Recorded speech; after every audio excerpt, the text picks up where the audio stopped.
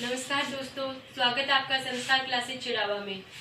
आज हम सामान्य विज्ञान को पढ़ने जा रहे हैं और हमारा पहला भाग रहेगा जीव विज्ञान। और जीव विज्ञान में मेन रूप से 3 चीजें पढ़नी होती है: मानव शरीर, पादप और सूक्ष्म जीव। तो आज हम मानव शरीर का स्टार्ट करने जा रहे हैं, जो हमारा पहला टॉपिक रहेगा पाचन तंत्र।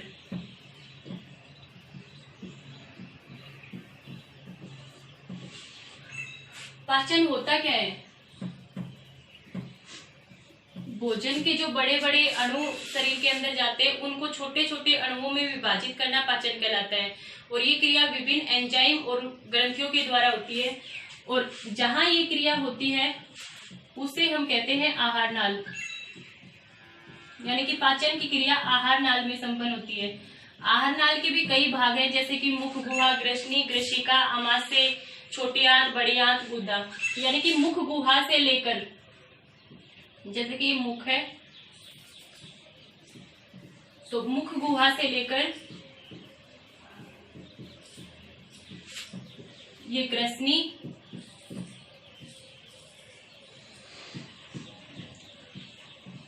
ग्रसिका और ये आमाशय, यहां से छोटी आंत,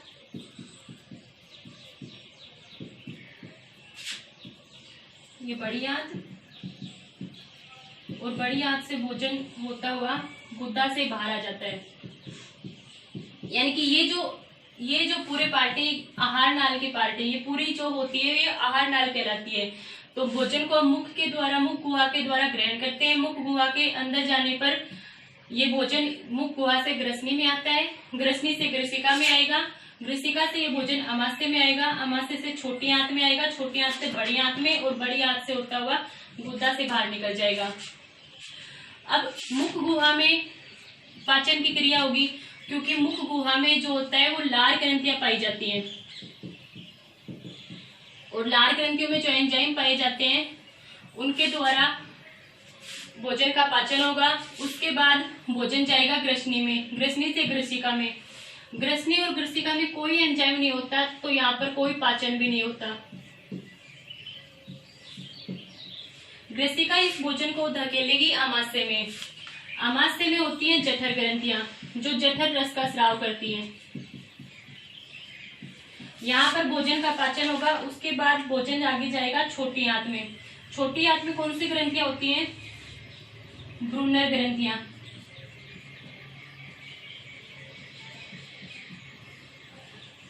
ब्रूनर ग्रंथियों के द्वारा भोजन का पाचन होता है। और छोटी आंत से भोजन जाएगा बड़ी आंत में। यहाँ पर भी कोई भी पाचन नहीं होता, यहाँ पर कोई एंजाइम नहीं होता। लेकिन बड़ी आंत में भोजन का अवशोषण होता है, जैसे कि खनिज, लवण, जल। यहाँ पर सिर्फ अवशोषण होगा। फिर यहाँ से जो बचा हुआ भोजन है, जो मल अवशेष है, वो गुदा से होता हुआ बाहर निकल जाएगा। अब मुख गुहा में पाई जाती है लार ग्रंथियां, आमाशय में पाई जाती है जठर ग्रंथियां, और छोटी आंत में पाई जाती है ब्रूनर ग्रंथियां। ये तीनों ग्रंथियां जो है, इनको पाचन ग्रंथियां कहते हैं, क्योंकि ये पाचन में सहायता करती हैं।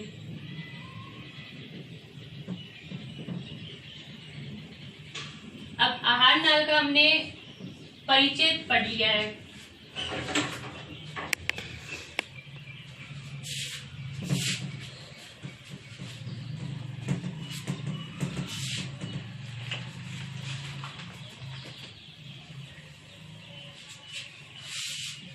अब बात करते हैं आहार नाल। आहार नाल की जो सामान्य लंबाई होती है वो लगभग 10 से 12 मीटर होती है। कई बुक्स में आपको 6 से 9 मीटर भी मिल सकता है, लेकिन ये सही 10 से 12 मीटर है। और अगर हम इसको फीट में लिखना चाहिए तो इसको लिख सकते हैं 32 से 36 फीट लगभग। ठीक है, तो अब ये बताइए कि शाकाहारियों की आहार नाल बड़ी होती है या मांसाहारियों की आहार नाल बड़ी होती है? तो शाकाहारियों की आहार नाल मांसाहारियों की बजाय बड़ी होती है।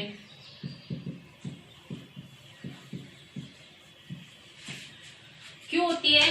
क्योंकि शाकाहारी जो भोजन लेते हैं, जैसे शाक, जिसको शाक बोलते हैं, उसके अंदर पाया जाता है सेलुलोज।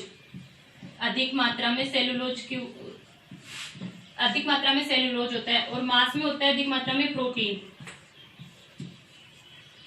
तो प्रोटीन आप सबको पता है कि एक सरल यौगिक है जिसको तोड़ना आसान है, यानी कि प्रोटीन का पाचन बहुत सरलता से हो जाता है।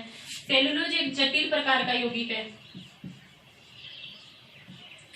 अब सेलुलोज के पाचन के लिए आहार नाल का क्षेत्रफल प्रोटीन की बजाय ज्यादा चाहिए होता है। इसलिए शाकाहारियों की आहार नाल की जो लंबाई होती, जो सतही क्षेत्रफल इसका होता है वो कुछ बड़ा होता है मांसाहारियों की बजाय।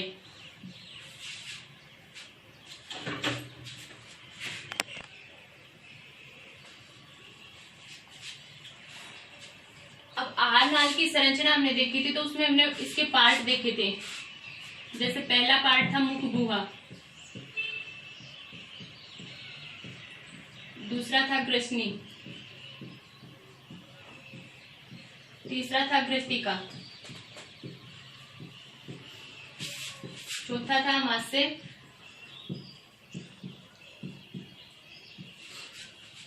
और फिर छोटी आंत,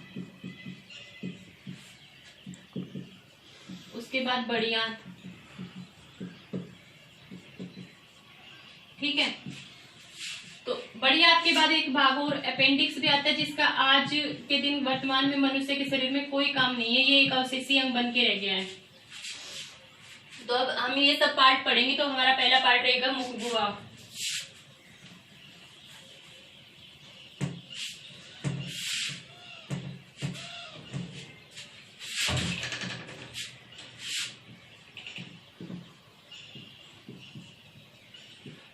मुख गुहा के अंदर होता है दांत, जीभ, तालू और यवला।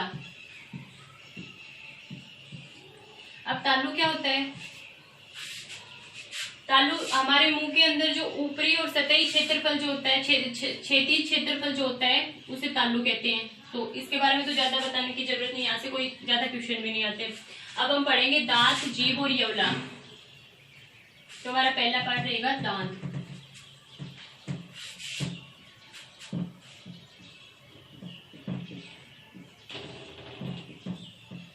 अब दांत को उत्पत्ति के आधार पर भी बांटा गया है और संरचना और कार्य के आधार पर भी बांटा गया है। तो पहले हम देखते हैं उत्पत्ति के आधार पर दांत।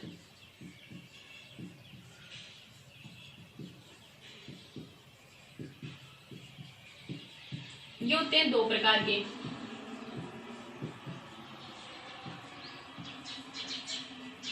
पहला दूध के दांत और दूसरा वयस्क दांत।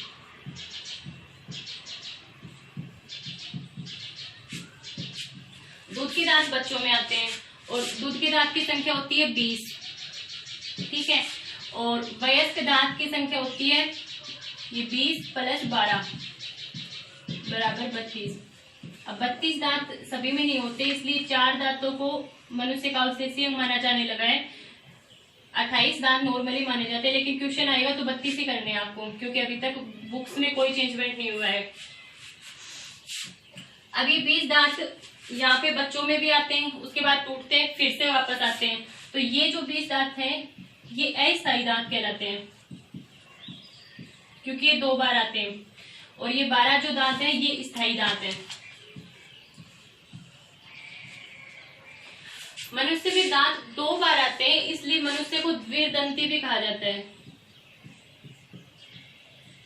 द्विदंती भी कहा जाता है, विषम दंती भी कहा जाता है। विषम दंती क्यों कहा जाता है? क्योंकि मनुष्य के दांतों का कार्य अलग अलग है, वो भी हम आगे पढ़ेंगे। और इसको गर्त दंती भी कहते हैं, क्योंकि ये मुख गुहा के गर्त में होते हैं। अब हम पढ़ेंगे संरचना के आधार पर दांत।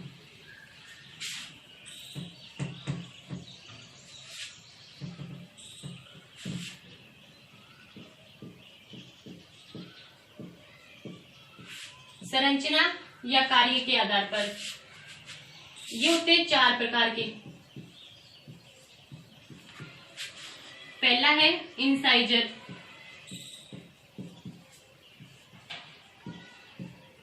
दूसरा है केनाइन, तीसरा प्रीमोलर, और फोर्थ है मोलर। इंसाइजर दांतों की संख्या 8 होती है, केनाइन दांतों की संख्या 4 होती है, प्री मोलर दांतों की संख्या 8 होती है और मोलर दांतों की संख्या 12 होती है। ये हो गए टोटल 32। अब ये जो दूध के दांत होते हैं बच्चों में, उनमें इंसाइजर की संख्या 8 होती है और केनाइन की संख्या 4 होती है।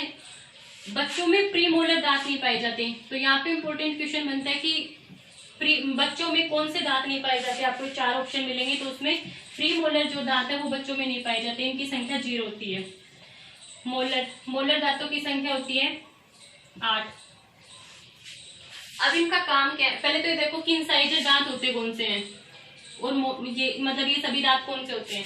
तो इंसाइजर जो स्टार्टिंग के जो 4 दांत आगे के और 4 ऊपर के 4 नीचे के जो दांत होते हैं बीच के, वो दांत होते हैं इंसाइजर। केनाइन जो हमारे 4 दांत है, नुकीले जो दांत है, वो केनाइन दांत कहलाते हैं। और प्री मोलर और केनाइन के बीच में जो 8 दांत मिलेंगे आपको, वो प्री मोलर है। मोलर जो हमारे सबसे लास्ट के दांत होंगे वो मोलर दांत होंगे। अब इनका कार्य क्या है, इंसाइजर दांतों का काम है काटना और केनाइन दांतों का काम है चीरना या फाड़ना, और प्री मोलर दांतों का काम है चबाना और मोलर का भी काम है चबाना। ठीक है। अब यहाँ पे इंपॉर्टेंट क्वेश्चन बनता है कि बच्चों में सबसे पहले कौन से दांत आते हैं। तो बच्चों में सबसे पहले आगे के जो दांत आते हैं वो इंसाइजर दांत होते हैं, सबसे पहले यही दांत आते हैं।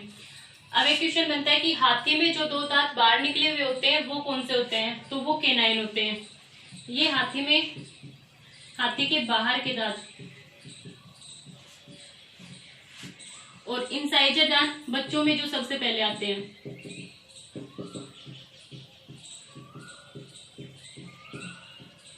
अब हम पढ़ेंगे दांत की संरचना को।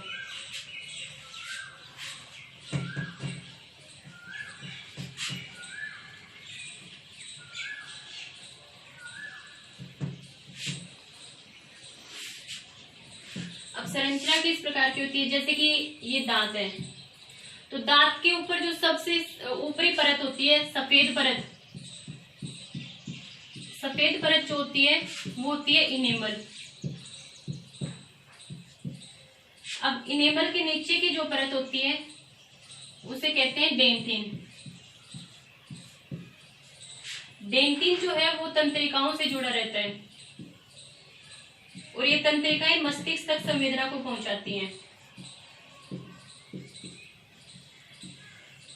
ये तंत्रिकाएं हैं। अब यहाँ पे इंपॉर्टेंट क्वेश्चन है कि मनुष्य के शरीर का सबसे कठोर भाग कौन सा होता है। तो सबसे कठोर भाग होता है इनेमल। क्यों होता है, क्योंकि ये कैल्शियम कार्बोनेट और कैल्शियम फॉस्फेट का बना होता है और ये मनुष्य के शरीर का सबसे कठोर भाग है। अब भोजन के द्वारा जब हम भोजन करते हैं तो उसके बाद हमारे दांतों पर अम्ल की परत जम जाती है। उस अम्ल की परत को दूर करने के लिए हम रोज सुबह ब्रश करते हैं। ठीक है। और ब्रश करते हैं, जैसे कोई टूथपेस्ट है, मंजन है, उसके अंदर या तो नमक होता है या फिर कोई दुर्बल क्षार मिलाया होता है। वो इसीलिए होता है क्योंकि जो मुख गुहा और जो दांत के ऊपर जो अम्लीयता आ जाती है उसको दूर करने के लिए नमक और दुर्बल क्षार का प्रयोग टूथपेस्ट में किया जाता है। अब एक रोग है दांतों का फ्लोरोसिस। वो क्यों होता है,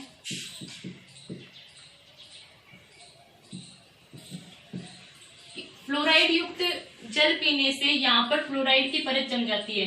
इसी परत के ऊपर, हम इनेमल की बात कर रहे हैं, इनेमल की परत के ऊपर फ्लोराइड की परत जम जाती है जिससे दांतों में रोग हो जाता है फ्लोरोसिस।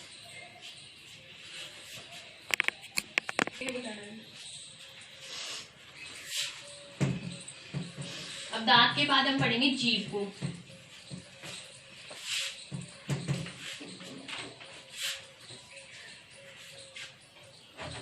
दूसरा पार्ट है मुख गुहा का जीभ। जीभ जो होती है वो मांसपेशियों से बनी होती है, ये मांसपेशियों की बनी होती है। और जीभ क्या काम करती है, जीभ हमारे बोलने में सहायता करती है और जीभ स्वाद की पहचान करवाती है। जीभ के ऊपर स्वाद कलिकाएं पाई जाती हैं।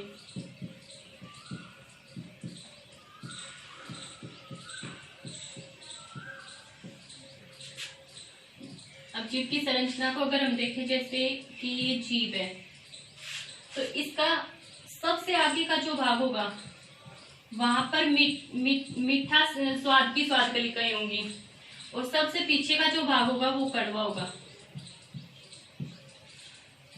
यानी कि यहाँ पर हमें कड़वे स्वाद की पहचान होगी और यहाँ पर मीठे स्वाद की। अब इसके दोनों साइड में यहाँ पर जो स्वाद कलिकाएं होती हैं वो खट्टे का अनुभव करवाने के लिए होती हैं। मतलब कोई चीज हम खट्टी खा रहे होते हैं तो यहाँ पर हमें पता चलेगा कि ये चीज खट्टी है। अब आपको पता है जीभ का जो सबसे मध्य का भाग है, यहाँ पर कोई भी प्रकार की स्वाद कलिकाएं नहीं होती। यहाँ पर हमें किसी स्वाद का अनुभव नहीं हो सकता। हाँ, इसके आसपास जो है वो हमें यहाँ पर नमकीन स्वाद कलिकाएं होती है। अब जीभ जो है, जीभ का जो पीछे का भाग होता है वो फ्रेनुलम से जुड़ा होता है। ये फ्रेनुलम है, और फ्रेनुलम किससे जुड़ा होता है? फ्रेनुलम हायार्ड से जुड़ा होता है। अब आपको पता है हायार्ड और फ्रेनुलम के बीच में कोई गैप नहीं होता, लेकिन कुत्ते में ये गैप होता है, जिसके कारण वो उसकी जीभ हमेशा बाहर ही आई हुई होती है।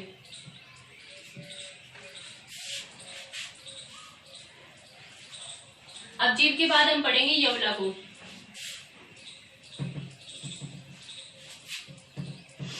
अब कई लोगों को मानना होता है कि जो गूंगे व्यक्ति होते हैं उनमें जीभ नहीं होती, पर गूंगे व्यक्तियों में भी जीभ होती है।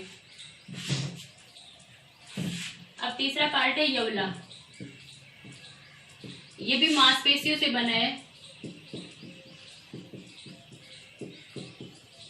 जीभ के आगे की संरचना होती है यवला।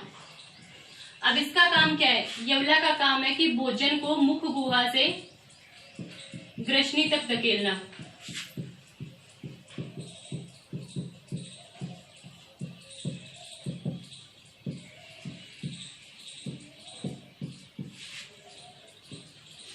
ठीक है,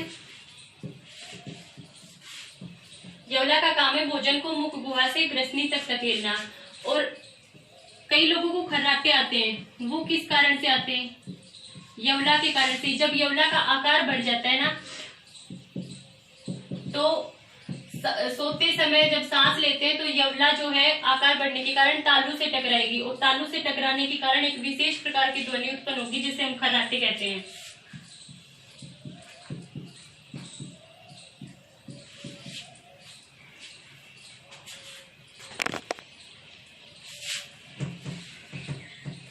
अब मुख गुहा में पाई जाती है लार ग्रंथियां, उनके बारे में हम पढ़ेंगे। लार ग्रंथियां ये 3 जोड़ी होती हैं और लार रस का स्राव करती है। लार ग्रंथियां लार रस का स्राव करती है। लार ग्रंथियों में जो एंजाइम होते हैं, जैसे लाइसोजाइम एंजाइम, दूसरा होता है टाइलिन। टाइलिन को हम लार एमाइलेज भी बोलते हैं।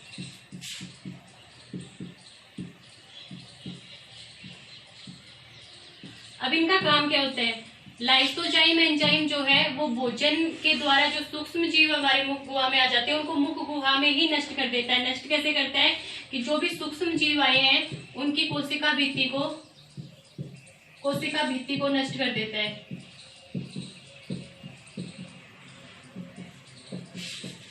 थायोसाइनेटाइन भी सूक्ष्म जीवों की कोशिका भित्ति को नष्ट करता है। यहाँ पे इम्पोर्टेंट क्वेश्चन है, ठीक है। लाइसोजाइम एंजाइम सूक्ष्म जीवों की कोशिका भित्ति को नष्ट करता है, तो जो भी सूक्ष्म जीव हमारे मुख गुहा में आए हैं उनको वो मुख गुहा में ही खत्म कर देगा, आगे नहीं जाने देगा। और लाइसोजाइम एंजाइम जो है वो गोमूत्र में भी पाया जाता है। ये भी इम्पोर्टेंट क्वेश्चन है।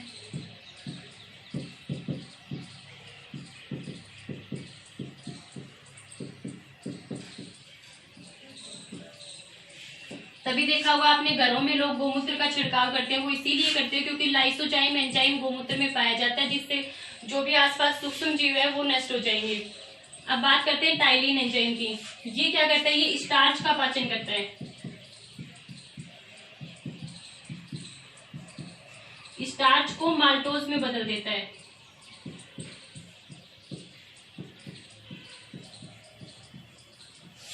स्टार्च जो है वो स्वादहीन होता है और माल्टोज जो है वो एक मीठी शर्करा है। अब इनका सोर्स अगर हम देखना चाहें तो स्टार्च जो है वो चावल में पाया जाता है और माल्टोज किस में मिलेगा, गन्ने में, क्योंकि एक मीठी शर्करा है।